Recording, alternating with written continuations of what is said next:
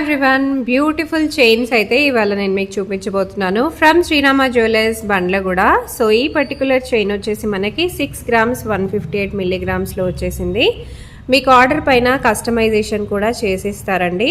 So order తీసుకుంటారనమాట, మీకు నచ్చినట్టు చేసిస్తారు.